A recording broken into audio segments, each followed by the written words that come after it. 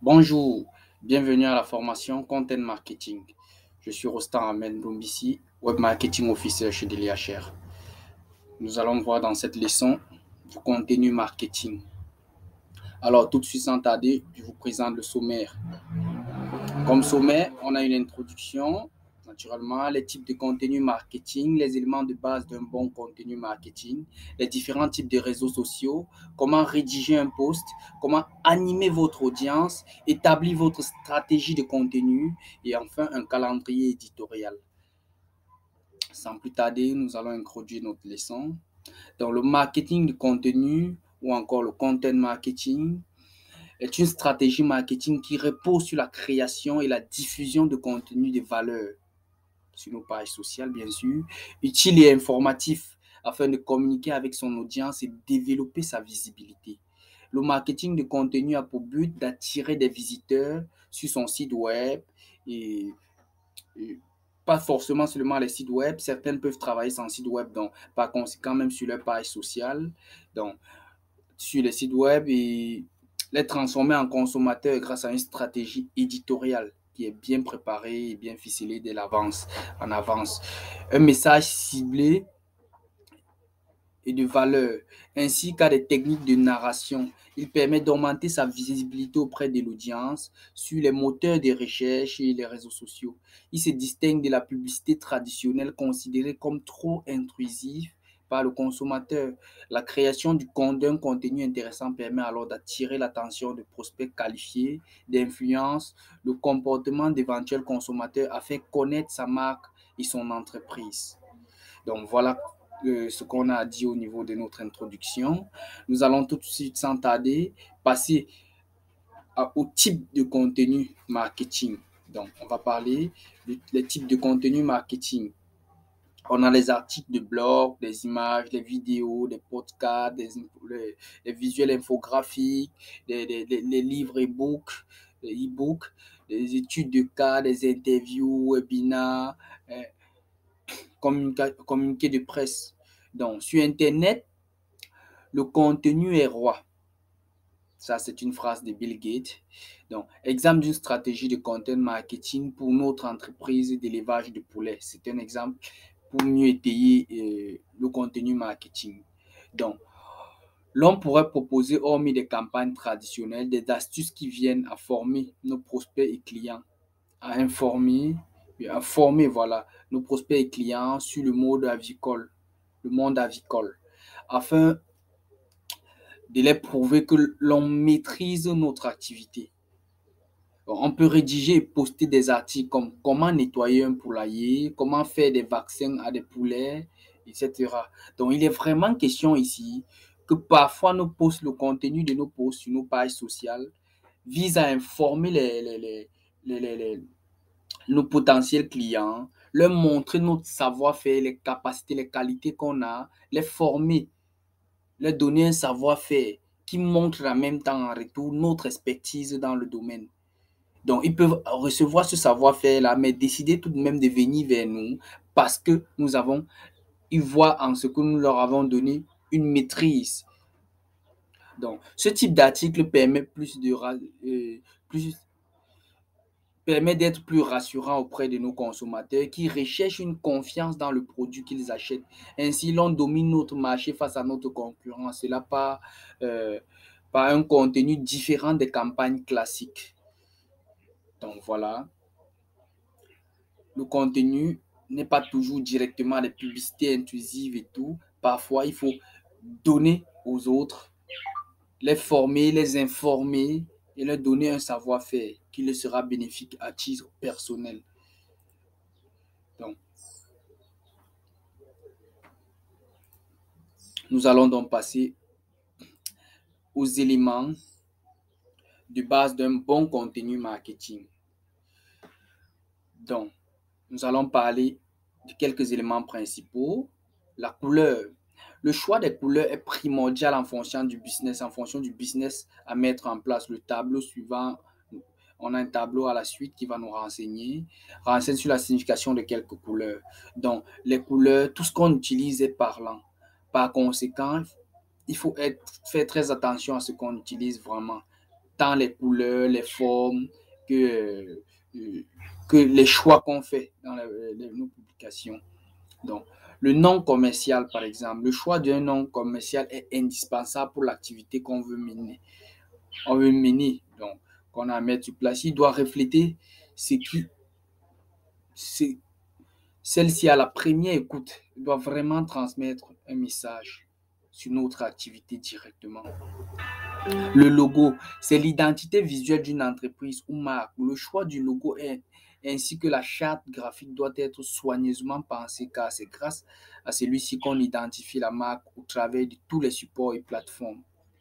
Donc, DeliaShare peut vous aider justement dans ce sens-là. Il peut vous soutenir pour la création de votre charte graphique, votre logo, même vos contenus marketing. Donc, les différents types de réseaux sociaux.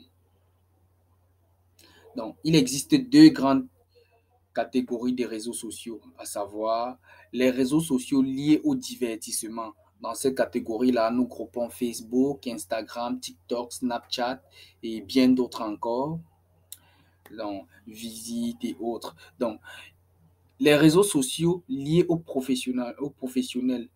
Là, dans ce registre-là, on retrouve des réseaux tels que LinkedIn, Viadeo, WhatsApp Business et Twitter. Donc, nous avons parlé de quelques couleurs ici. Vous avez un lien pour pouvoir voir la suite dans notre plateforme. On a le violet, le rouge, avec des descriptions qui permettent de voir à quoi renvoie chacune d'elles.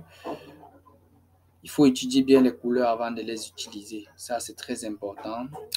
Comment rédiger un post? Préparez votre test. Soyez bref, droit au but. Il ne faut pas exagérer dans les caractères. Donc, on va éviter les hashtags sur les tests. En fin de publication, oui, pour votre référence, on met les hashtags plutôt en fin de publication. C'est mieux que dans les textes. Les aligner nos hashtags.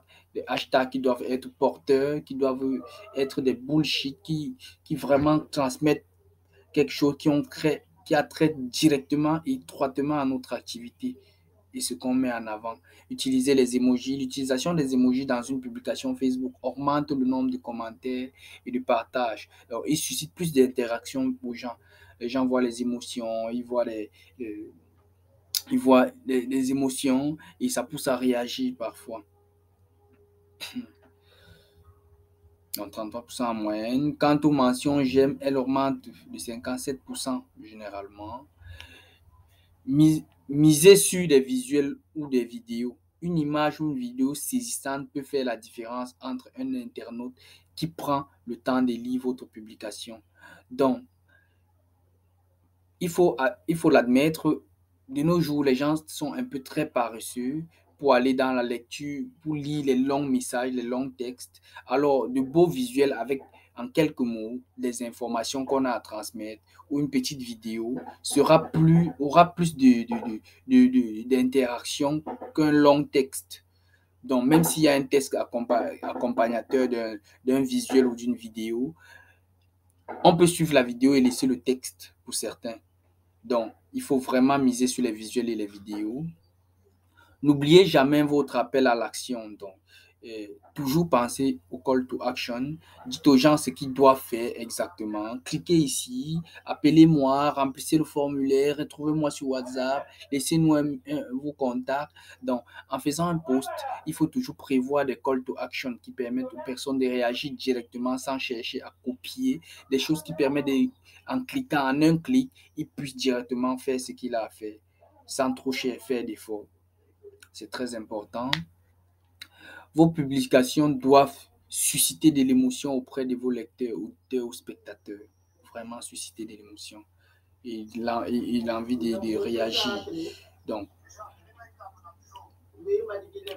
comment animer votre audience? Donc, quelques astuces. Invitez les amis dans le but de développer votre audience. Être proche de votre communauté en répondant très rapidement aux commentaires. Donc, Si quelqu'un écrit, il ne va pas forcément rester là des heures à attendre une réponse. Ou si tu réponds des heures plus tard, il ne sera pas toujours là pour réagir. Quand il a le temps, le besoin est tien. Par conséquent, quand quelqu'un réagit, c'est à toi d'être le plus rapide possible, susciter son retour. Si quelqu'un écrit, ça veut dire qu'actuellement il est disponible. Si tu réponds aussi directement, la conversation peut continuer. Par conséquent, si tu réponds plus tard, la conversation peut tout aussi continuer, tout comme elle peut mourir parce que la personne n'a plus forcément le temps de continuer. Et les clients sont hyper capricieux. C'est à nous de tout faire pour les intéresser, les maintenir, les entretenir. Organisez les jeux concours de façon récurrente. Partagez le contenu pertinent dans le but de fédérer votre communauté. Montrez à votre communauté que vous avez besoin d'elle. Célébrez vos fans. Donc, créez des visuels qui montrent waouh, 5000 abonnés, merci à tous les amis, c'est grâce à vous. Les visuels dans ce sens-là, les petites vidéos dans ce sens-là, qui montrent que vous avez évolué, vous avez franchi un cap et vous les célébrez avec vos fans. Les anniversaires, les mariages, supprimez vos fans, des petits cadeaux à vos fans.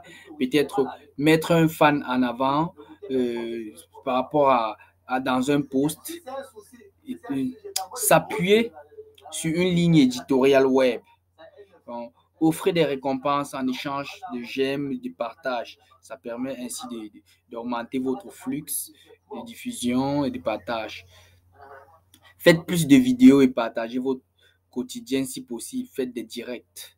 Donc, allez à la recherche permanente de nouvelles idées et astuces pour entretenir votre audience et de la régularité. N'ayez pas peur d'essayer de voir ce que font les autres et de les personnaliser à vous et de mieux faire encore. Donc,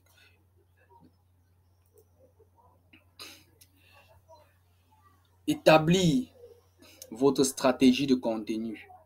Donc, soit l'infographie, le diaporama, ce qu'on voit dans le type de contenu, les vidéos, les interactions, les tests, les quiz pour faire interagir les gens, les livres proposés aux gens pour les former, les informer, livres, guides pratiques, comparaison de produits, e-book, tutoriels, templates, checklists, des textes, capture actualité, interviews, recherches et tout cela. C'est autour de tout ceci que tourne notre contenu, des vidéos, des visuels, faire pousser à interagir par des quiz, des textes, partager des informations, à des livres blancs, des templates, voilà, les études de cas, articles faits par nous-mêmes. Calendrier éditorial. Le calendrier éditorial. Le planning éditorial consiste en un outil de planification. L'instrument répartit le travail à réaliser sur différentes plateformes. Il établit les thématiques sur une période en fonction de la ligne éditoriale. Le planning éditorial est organisé sur une base annuelle ou trimestrielle. Donc, pour certains même, ils vont en mensuel tout juste. Donc, qu'est-ce qui se passe?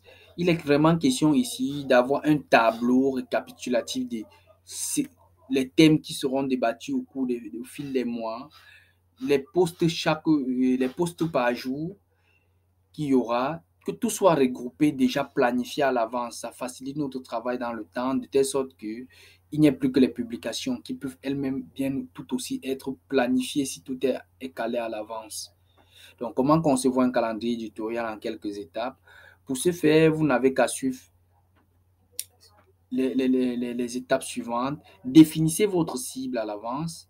Déterminez vos objectifs que vous savez déjà. Cherchez des idées de contenu. Toujours chercher les idées de contenu. Toujours être innovant dans ce sens-là. Évaluez et classez vos idées. Intégrez vos sujets dans le calendrier éditorial maintenant. Donc, vous les planifiez dans le temps avec une logique. Et analysez et remaniez vos lignes éditoriales dans le temps au fur et à mesure afin d'être évolutif. Donc, quelques astuces d'experts. Tout ce qui est publié sur les réseaux sociaux doit avoir trait à votre activité. Donc, tout ce que vous faites sur vos pages sociales doit tendre vers votre activité. Si on vend des tôles, par exemple, alors on doit pouvoir suivre des activités qui ont trait peut-être aux tôles, la fabrication des tôles, au bien fondé des tôles, ou les informations sur les qualités de la tôle et autres. Donc voilà, sélectionner ce qu'on aime sur Facebook, car cela constitue notre fil d'actualité. Facebook recense les choses qu'on aime au quotidien et tout. Et du coup, dans notre fil d'actualité, on aura tendance à voir défiler un certain type d'informations parce que c'est ce qu'on like le plus. Donc, il y a un système derrière pour filtrer tout ça. Donc, on doit sélectionner ce qu'on aime, ce qu'on like, ce qu'on oublie. Ça va constituer notre fil. Sélectionner le ou les réseaux sociaux adaptés aux cibles de notre activité. Dans ce cas-là, DLIHR peut vous soutenir dans ce sens. Donc, respecter la charte graphique dans son identité visuelle lors de la réalisation de nos visuels vidéo. Lors de la création des vidéos, savoir que les textes ne doivent pas être trop pleins sur le visuel. Donc, on doit avoir le point on doit avoir un visuel aéré, pas trop chargé en texte. Voilà. Merci d'avoir écouté. Vous avez besoin d'aide, DLIHR saura vous aider. DLIHR vous aide dans votre stratégie avec l'implémentation opérationnelle, la mise en place d'un calendrier éditorial, de contenu de publication. Donc, merci pour votre écoute et à très bientôt. Merci. C'était DLIHR.